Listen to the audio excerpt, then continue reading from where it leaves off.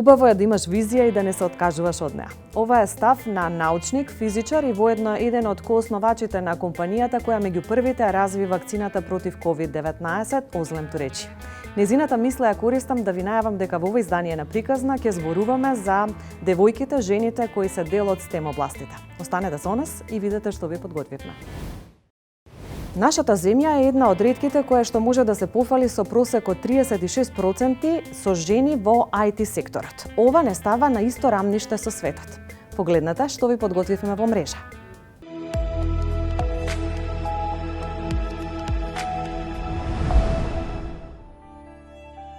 Македонија на светско ниво добро стои во поглед на застапеноста на жените во науката. Според извештајот на УНЕСКО, речиси половина од научниците и истражувачите се жени.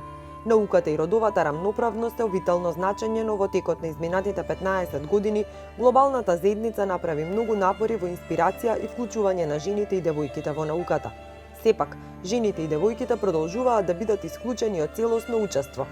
Мислам дека мотивот е повеќе кај нив самите, желбата да се пронадат во техниката. Ние само помагаме да им го представиме она што тука се учи, што можат понатаму да работат. Немаме некоја тактика посебно да ги мотивираме девојките, зашто веруваме дека сите се еднакви. Девојки, момци, сите се исто паметни, сите се исто вредни и сите треба да се обидат. По моментов помалку од 30% од истражувачите во светот се жени. Според податоците на УНЕСКО 2014 до 2016 само околу 30% од сите женски ученици избираат полиња поврзани со STEM, односно наука, технологија, инженеринг и математика во високото образование. На глобално ниво, запишувањето на женските ученици е особено ниско во природните науки, математиката и статистиката – 5%, и во областа на инженерството, производството и градежништвото – 8%. Нашата држава е една од ретките која може да се пофали со просек од 36% жени во IT секторот. Ова не става на исто рамниште со најразвиените IT земји во Европа. Морам да признам дека бев изненадена дека сме први, но не бев изненадена од бројот на жени во науката воопшто на Балкана. Мислам дека резултатот е резултат на работа многу години наназад. Еманципацијата на жената во поранешна Југославија, мислам дека одигра многу значајна улога. Нашите родители беа научени и образувани дека треба сите да имаат еднаква шанса за образование. Мислам дека тоа е една од основните причини зашто е ваков висок бројот на жени во науката и во техниката воопшто. А и мислам дека достапноста на образованието си го прави своето. За разлика од другите сектори во македонската економија, најновите податоци покажуваат дека во IT секторот јазот меѓу мажите и жените е скоро непостоечки. Во некои струки од индустријата, како на пример дигитален маркетинг, односот е 55,56% жени наспроти 44% мажи. Во 2019 на факултетот за електротехника и информациски технологии ФЕИТ дипломирале 144 студентки наспроти 145 студенти, според официјалните бројки на Државниот завод за статистика. На финки разликата е малку поголема, но сепак споредбено со претходни години има напредок. На овој факултет најголем јас е забележан во 2014 година, кога дипломирале само 22 студентки наспроти 156 студенти. Во 2019 бројките се различни. Дипломирале 81 студентка наспроти 119 студенти. Јас би кажала дека мојата мотивација потекнува уште кога бев јас многу малечка, со дедо ми доста често ја поправавме неговата кола заедно и јас сватив дека ме интересира технологија. Понатаму во основно и во средно се покажа дека физика и математика ми се навистина интересни како предмети. Па некако електро беше логичниот следен чекор за мене и навистина се покажа дека не сум сгрешила што ја донесов таа одлука. Инаку себе си во иднина се гледам во академија. Сакам да ги продолжам моите студии, магистарски, нели надежно по таа докторат. Па јас во средно образование најмногу ме интересира математиката и физиката. Одавна на превари по математика. И некако така се запишав на електро, бидејќи таму има примена многу математиката и тие природните науки. Во иднина планирам да го продолжам образованието, да се запишам на мастер, на докторски студии и искрено се гледам себе си во образование или истражување. Значи трендот за кој што се е многу актуелен во последниве години во однос на обновливите извори ме натера да се запишам на електротехничкиот факултет во Скопје. Кариерата во ваква енергетска наука е доста предизвикувачка, како исто така те тера да ги развиваш своите вештини, да ги покажеш своите знаења и едноставно нашиот факултет нуди голем можност за себе докажување и учење на нови нешта преку пракси, преку конференции за каде што ги споделуваме своите знаења и искуства. Според анкетата изработена од електронската публикација ITMK од 2019-тата, во областа на програмирање и развој постои голема полова разлика. 80,96% машки, наспроти само 19,04% представници од женскиот пол.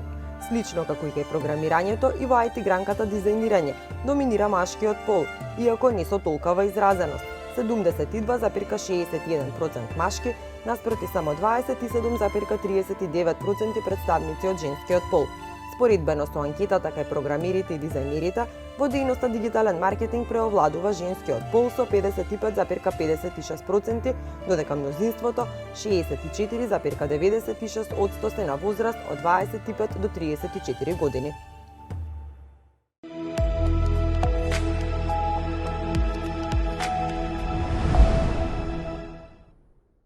Податоците укажуваат дека жените во дигиталниот маркетинг и глобално, а и локално се на лидерски позиции. Каков е вашиот впечаток од аспект на практично искуство? Интересно прашање. Па морам да признам дека јас забележувам нешто слично, не само кај нас во државава, туку и глобално. Некако така се поклопува сите наши соработници, партнери што ги имаме повеќето се жени на лидерски позиции кога станува збор за дигитален маркетинг. Дури кај нас повеќето од учесниците на програмите се повеќе жени, така што би рекла веројатно е точна статистиката од истражувањата што ги направиле, мислам сигурно е точна. Истото го покажува и нашето искуство, значи повеќето соработници што ги имаме ние учесници се од женски пол. Работите и на глобално ниво, и на локално ниво, сега во различни сегменти кои што на некој начин се надополнуваат. Какво е искуството на глобалниот пазар, какво е на домашниот, каде жените полесно се вклопуваат и какви се искуствата во таа насока? Па, јас би рекла дека кога станува збор за како жените се вклопуваат, мислам дека нема некоја голема разлика. Повеќе има разлика во начинот на кој што тие се перцепираат од општеството. Мој личен впечаток е дека кај нас во последниве години има доста голем развој во свесноста, да речам, на општеството и давањето на шанси на жените предприемачи генерално во дигиталниот маркетинг, додека пак од искуството што го имаме со клиентите од странство со кои што работиме, генерално не се забележува некоја премногу голема разлика, бидејќи такво е нашето искуство. Сега не знам, кога работиме со странски клиенти, генерално многу ретко се забележува дека би имало некаква разлика ако сте машко или женско. Меѓутоа, кај нас, на нашиот пазар, малку е поголем гепот, би рекла. Размислувате ли како ете да потикнете тој јас да се совлада на некој начин со некакви искуства, со некакви техники, со некакви алатки, со цел да придонесете и овој пазар да стане еднаков, односно да ги немаме оние стереотипи, дискриминации, стигми кои што ги оневозможуваат жените да блеснат и тука? Па, генерално мојот став е дека жените, нели, прво и основно треба да имаат самодоверба, не треба да се чувствуваат дека се различни од мажите. Јас велам кога станува збор, нели, за кариерен раст и развој, не е битно дали си машко или женско, повеќе е битен мајндсетот, односно како ти ќе се поставиш, нели, кон работата, кон соработниците и слично. Јас лично доста често учествувам на настани или на бесплатни работилници каде што се работи со девојки или жени кои што сакаат да започнат свој бизнис или можеби сакаат да направат развој во кариерата и се трудам секогаш да им го дадам истиот совет дека перцепцијата треба да им биде како јас можам да придонесам во општеството, а не како јас како женско треба да се изборам за мојата позиција, бидејќи не станува нели збор за борба, станува збор за како секој од нас да придонесе во развојот на генерално заедницата, да. Кога сме кај моментот менување и развој на заедницата, колку нашиот пазар ги следи трендовите во поглед на глобалниот пазар, односно колку човечкиот капитал се надополнува со едукација, со обуки, со цел да ги развие вештините, квалитетите и знаењето кои што ги поседува. Има ли таков интерес? Како реагираат фирмите? Дали се поединците позаинтересирани за таква опција? Да. Нашето искуство покажува дека имаме и заинтересирани поединци и компании. Мене многу ме радува фактот што ние како компанија имаме доста успешни соработки со голем дел од најголемите компании, би рекла, во државава, кои што го гледаат потенцијалот за дигитални маркетинг активности. Би рекла дека се уште сме малку спори, веројатно во тој да го фатиме чекорот со брзата промена, нели, во светот на дигиталниот маркетинг и технологијата. Меѓутоа ме радува што од друга страна пак гледам дека се повеќе компании се отворени да примат совет, да вложат во едукација на нивните вработени во делот за дигитален маркетинг. Ние сме имале доста учесници каде што компанијата инвестира во нивниот развој, нели, да дојдат да се едуцираат кај нас. Така што верувам дека сме на добар пат. Може би малку само треба да го забрзаме одот. Чекорењето. Да. Дали поголем интерес за доусовршување на своите вештини покажуваат мажите или жените? Кај нас има повеќе жени, што е доста интересно. Баш коментиравме со колегите пред некое време, бидејќи креиравме интервјуа од успешни приказни и забележавме дека навистина многу поголем број се жени од мажи. Искрено не знам од каде доаѓа таа разлика, дали доаѓа од фактот што можеби мажите се во малку поинакви професии од жените, дали заради тоа што жените сметаат дека се можеби покреативни па сакаат да учат дигитален маркетинг. Меѓутоа нашето искуство покажува дека да, повеќе имаме жени на програмите за дигитален маркетинг од мажи. И кој полесно ги совладува обуките и потоа вештините ги надоградува, жените или мажите? Ај вака ќе одговорам. По повод роденденот на Галексија доделувавме подароци за трите најуспешни студенти што сме ги имале во минатата година. Сите три се жени. Така да. Фактот зборува. Фактот зборува, да. За крај сакам да споменам дека сега скоро пред 2 недели добивте едно интересно меѓународно признание кое што ве испорачува на други позиции. Можеме да откриеме зашто точно станува збор? Да, значи ние како компанија Галексија соработуваме со Digital Marketing Institute, тоа е најголемиот институт за дигитален маркетинг во светот. Имаат над 100 партнери во целиот свет, меѓу кои што сме и ние. И драго ми е да споделам дека добивме признание за платинум партнер, односно сме едни од 4 најдобри партнери на DMI во целиот свет од избор од над 100 партнери.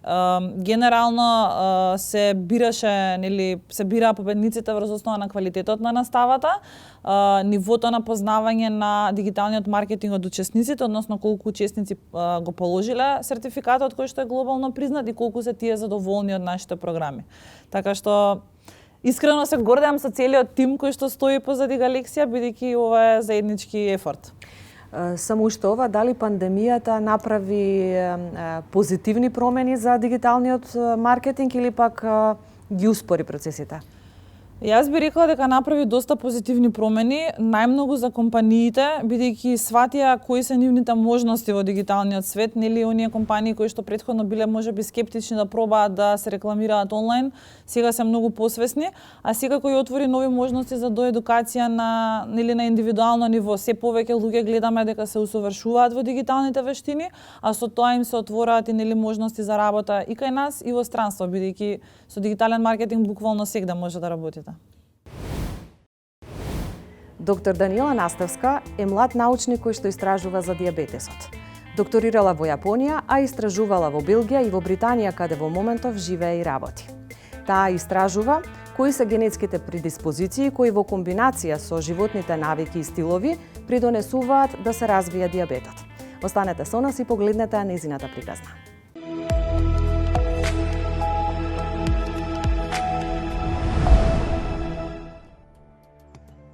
Во пресред на Меѓународниот ден на жената, особено ме радува вниманието кое што екипата на приказна реши да го посвети на придонесот на жените во науката, технологијата, инженерството и математиката.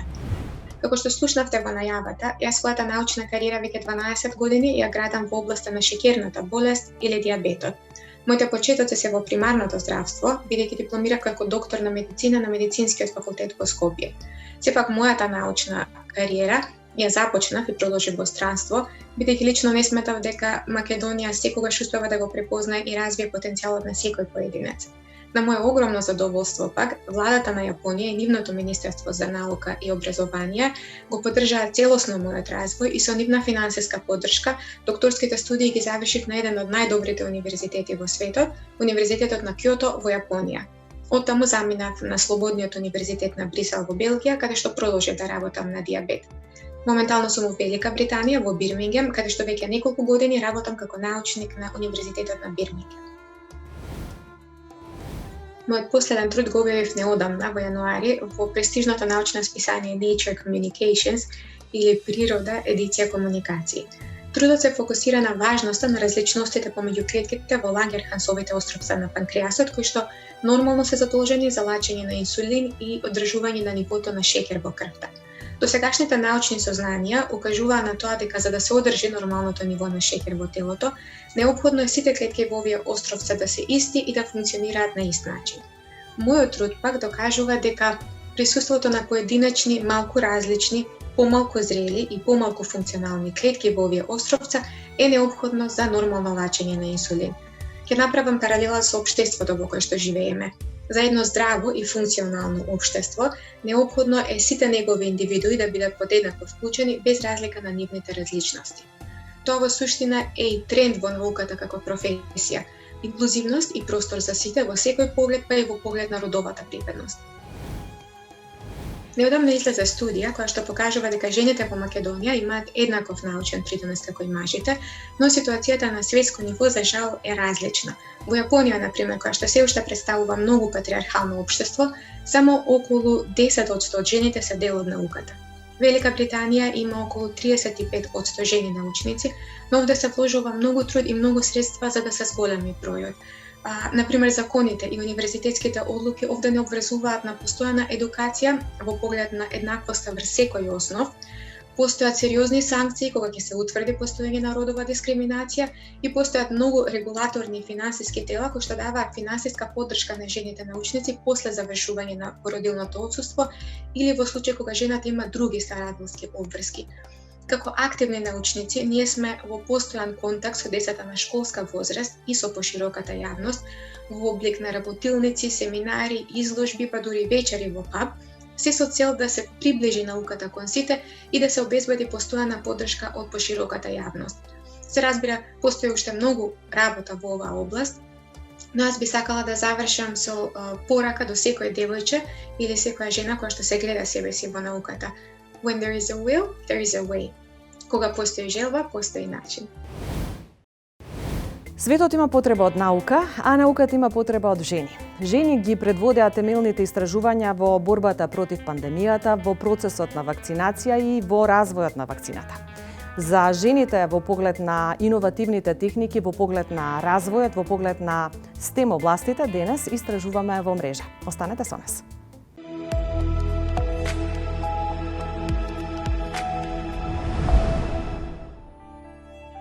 Грейс Хопер била компјутерка програмерка која помогнала да се развијат повеќе компјутерски јазици и се смета за една од првите програмерки на модерната компјутерска ера, со што го трасирала патот за своите следбеници. Нејзината кариера придонела и за развивање на модерниот компјутерски јазик. Австриската физичарка Лис Мајтнер значајно придонела за развојот на нуклеарната физика.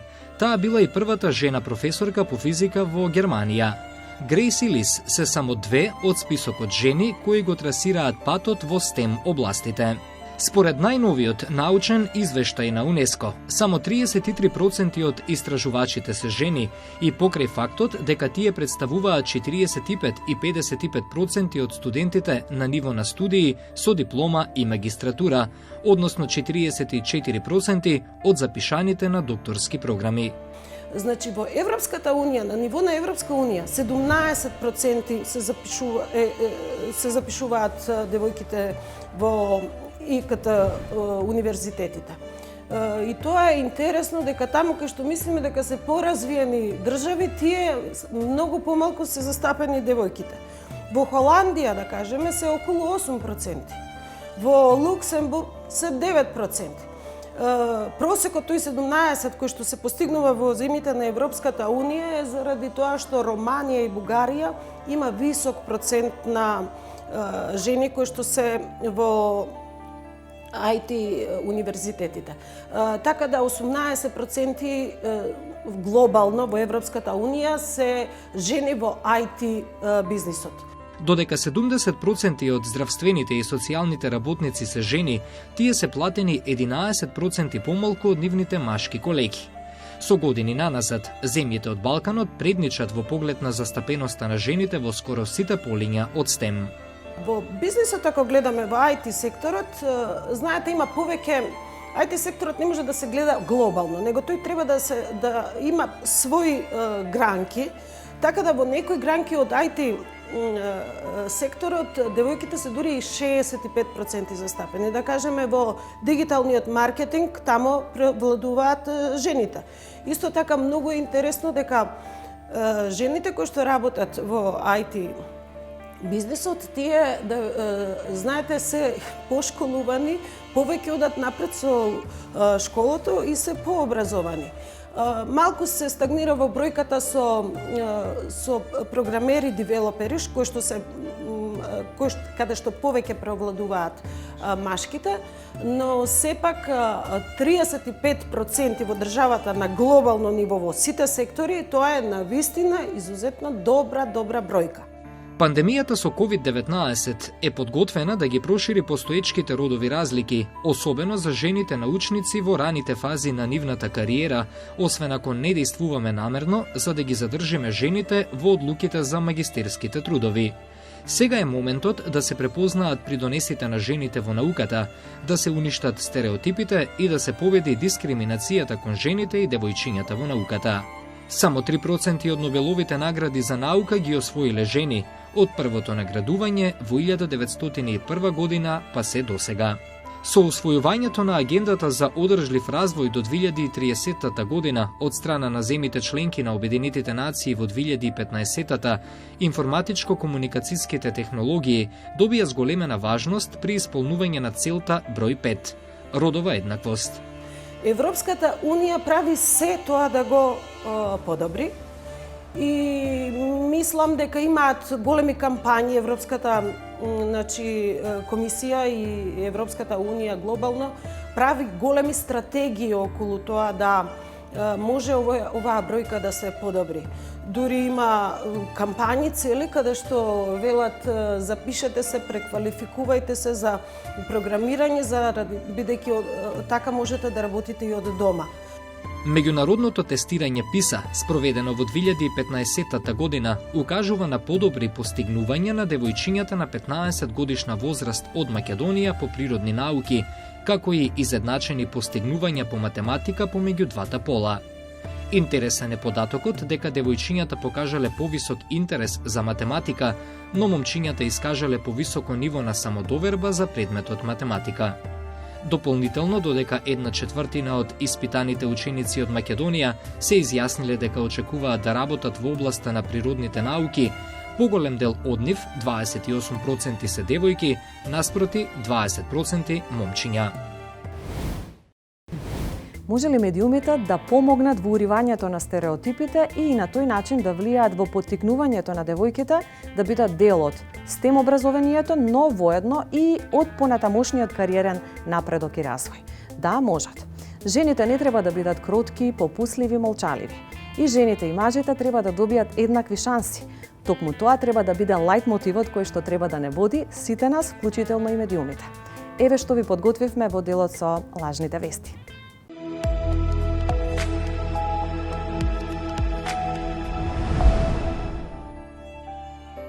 Зголемувањето на учеството на жените во STEM почнува со разоткривање на митови и погрешни перцепции во јавноста. Митовите за жени и девојчиња во STEM областите имаат големо значење, затоа што децата уште на возраст од 6 години почнуваат да покажуваат внатрешни стереотипи. Например, девојчињата имаат помала веројатност од момчињата да поврзуваат успешност со нивниот пол. Еве дел од митовите кои обесхрабруваат. Мит: постои врска помеѓу полот и математичката способност. Факт: девојчињата и момчињата се подеднакво компетентни во математика. Нема докази за својствена супериорност на било кој начин од аспект на родот. Според извештајот на ОЕЦД за 2015, девојките се помалку сигурни кога станува збор за математика, додека момчињата се посигурни. Сепак, мета-анализата на психолошкиот билтен од 2011 покажува дека нема значајни статистички разлики во математичките перформанси, кога на момчињата и девојчињата им се даваат истите стандардизирани тестови. Ова се факти кои ни треба да се занимарат. Извештајот од 2018 во поглед на нашата земја открива дека Македонија е меѓу државите каде постои најголема разлика меѓу резултатите на момчињата и девојчињата. Во делот за читање, девојчињата од македонските средни училишта имале просечно 52 поени повеќе од момчињата. Во математика, оваа бројка е 9, а во природните науки изнесува 19 поени повеќе за девојчињата. Мит број 2. Мажите се подобри од жените во STEM. Факт. Погрешна е перцепцијата дека мажите некако се подобри од жените, иако е прилично раширена. Достапните податоци од тестот од програмата за меѓународно оценување на студентите PISA и трендовите во меѓународната студија за математика и наука TIMSS покажуваат дека девојчињата често постигнуваат подобри резултати од момчињата во наука и математика. Во прилог на разоткривањето на овој мит, ќе го вклучиме и овој факт. Податоците од тестирањето на PISA покажуваат дека глобално момчињата имаат подобри постигнувања од девојчињата по математика и природни науки, ама во нашата земја предводат девојчињата во сите три области. Ова го покажала анализата на Државниот испитен центар. Наместо да овековечуваме митови зошто професиите од STEM не се за жени, да ги охрабриме девојчињата дека и тие може да имаат кариера во STEM.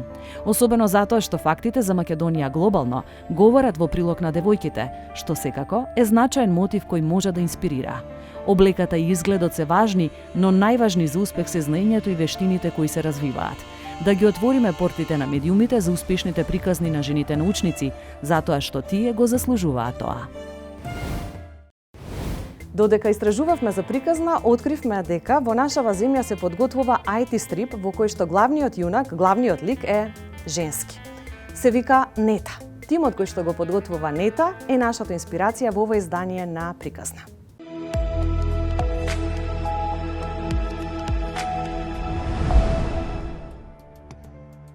Во 2015 година, со намера да ја прикаже IT заедницата од страна на еден софтверски инженер, се појави онлайн стрипот Нета. Идејата да го создадеме стрипот беше на сите колеги, и сакавме да направиме нешто уникатно и така се створи таа идеја за првиот македонски IT стрип.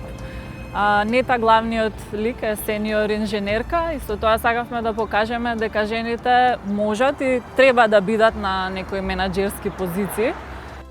Од спонтана тимска идеја, преку одсликување на секојдневието во една IT компанија, со додавање на интересни ситуации, спакувано во убава визуелна презентација, па се до промоција на информатичката технологија, но и охрабрување на жените да влезат на ова наводно традиционално машко поле.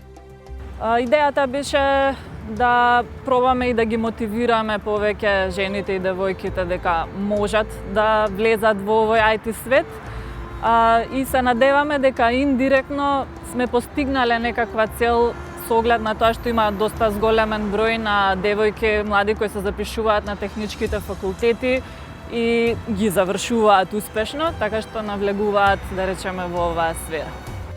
Нета ја создаваат 20 на тимски играчи од меѓународна IT компанија со седиште во Македонија, сите со различни профили. Сценариото исто така го пишуваат членови на тимот.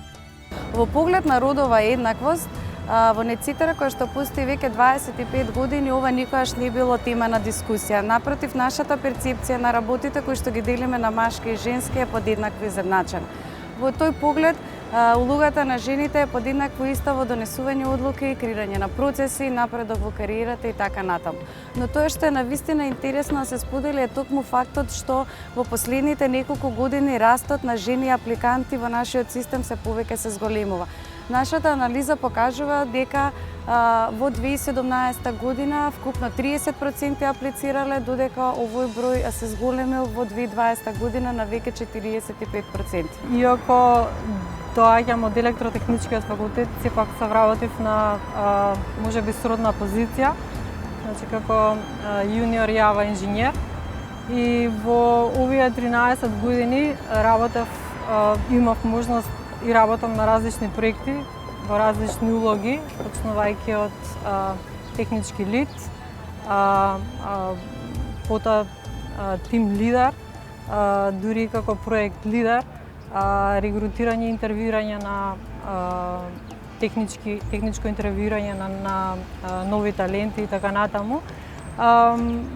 Сите овие различни улоги ми овозможуваат да се реализирам во различни области, да учам и да се предизвикувам, иако официјално се уште титулата ми е сениор софтвер инженер, сепак сметам дека различните улоги ми дозволуваат да учам не само во техничките области, туку и во интерперсоналните области, како лидерство, менторство, па се до етика на работно место, екосвест и така натаму. Стрипчињата се достапни на македонски и англиски јазик на вебсајтот neta.mk. Мрежувањето е добра стратегија за успешност, поддршка и менторство. Во таа насока, денес имаме интересни приказни, кои што на некој начин сакаме да бидат убава основа за поддршка и поттикнување на младите девојки, кои што имаат можност на ваков начин да си ги остварат своите соништа, благодарение на приказните кои што ги споделуваме со вас. Марта Томовска ја имаме во огледало.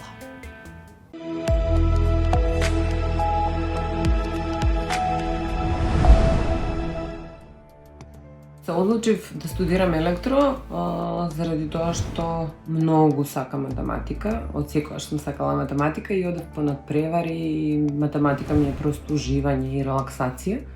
Заради тоа што завршив Крчагин, а од таму изборот беше многу едноставен, или се одеше на електро или на машински и одевме заедно, цело друштво, цела генерација. А и трето, што може би е многу важно, заради тоа што навистина сакав лесно да си го поминам факултетот и некако имав перцепција дека на другите факултети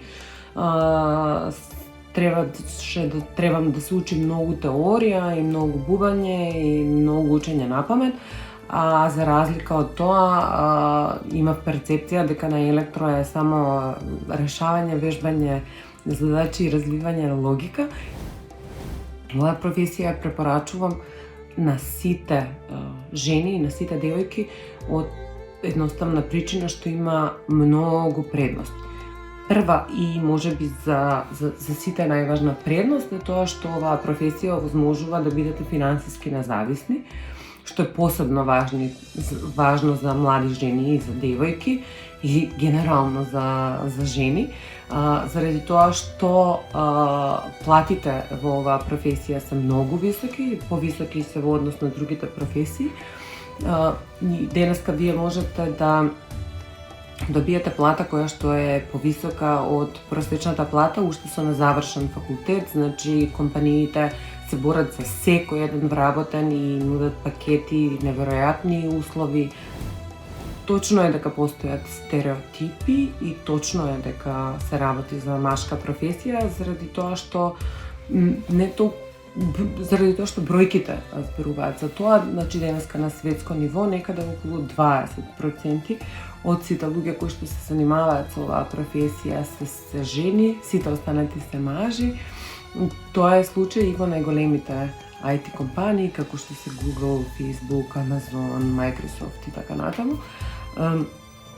Постојат многу различни причини за ова, од начинот на воспитување на жените, да бидат помалку борбени, да бидат мирни, кротки, тивки, а сепак се работи за една средина која што е ужасно компетитивна, до тоа да перцепцијата за оваа професија е многу неточна, заради тоа што луѓето мислат дека се работи за некакви гигови кои што работат во некои подруми, кои што никој со никого не комуницира, немате ни можност да бидете забележани таму, па сте некако, не знам, несредени и така натаму, до фактот дека оваа професија на вистина бара многу посветеност, заради тоа што минимум 2-3 часа неделно вие треба да посветите на учење, за да можете да бидете во чекор со новиот развој во технологиите,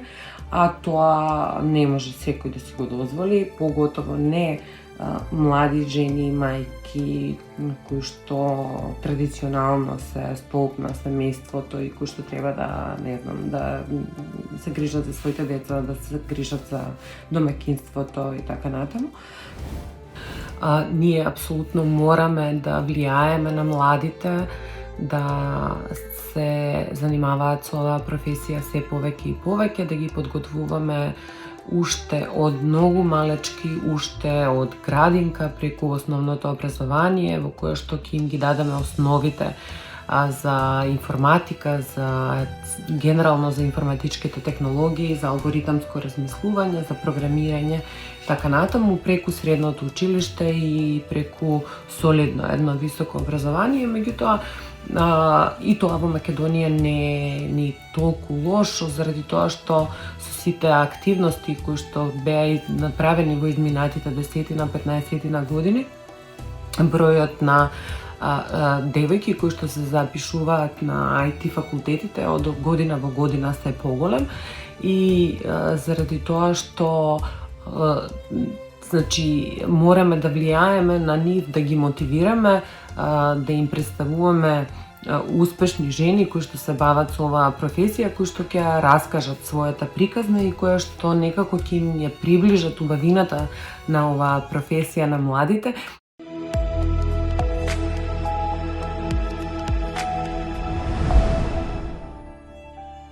Меѓу наградените кои добиле Нобелова награда до 2020-та има едва и 57 жени. Марија Кири 2 пати добила Нобел, во 1903 за физика и 8 години подоцна за хемија. Вкупно 12 Нобелови награди за медицина, 5 за хемија, а 3 за физика паднале во рацете на жени. Наспроти тоа, има 17 за мир и 15 за литература. Во 2019-та француско-американската економистка Естер Дуфло ја доби Нобеловата награда за економија, што значи дека во 2019-та од вкупно 15 наградени 2 се жени. Жените често биле во сенка на мажите конкуренти, особено во научните дисциплини. Многу истражувачи жени кои имале значителен придонес на проектите наградени со Нобеловата награда останале без признание. Дел од нив се Лиза Мајтнер за откритието на ослободувањето енергија при поделба на атомите, Джоселин Бел Барнер, откривач на брзо ротирачките неутронски ѕвезди, и американската астрономка Вера Рубин, која во 1970-та прва пронеде одржлив доказ за постоење на темна материја. Розалин Френклин никогаш не освои Нобелова награда, иако многумина веруваат дека заслужува. Френклин работела како рентгенски кристалограф и нејзините истражувања беа основа за откритието на Вотсон и Крик за двојна спирала на човековата ДНК, за која беа наградени со Нобелова награда за медицина. Британската биохемичарка Дороти Ходжкин разви кристалографски техники за истражување на структурите на биомолекулите и освои Нобелова награда за хемија во 1964 година и со тоа стана третата жена која освоила вакво признание. 5 години по добивањето на наградата, Ходжкин беше првиот научник која дешифрираше структурата на инсулинот. Вирологот Франсоаз Баре Синуси Нобеловата награда за физиологија или медицина ја доби во 2008 година за работата на препознавање на вирусот ХИВ. Активистката Малала Јусуфзај е најмладата личност која има освоено Нобелова награда за мир во 2014-та, кога имаше само 17 години. Таа изјави дека наградата од 8 милиони круни, околу 641.000 евра, ќе ја донира за училиштата во Пакистан.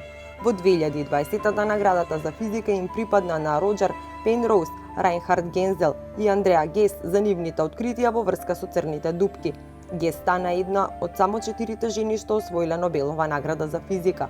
Емануел Шарпантие и Дженифер А. Дудна во 2020-та станаа првите жени научници кои заеднички ја освоја наградата за хемија, без машки соработник, и само 6-та и 7-та жена кои никогаш победиле во оваа категорија.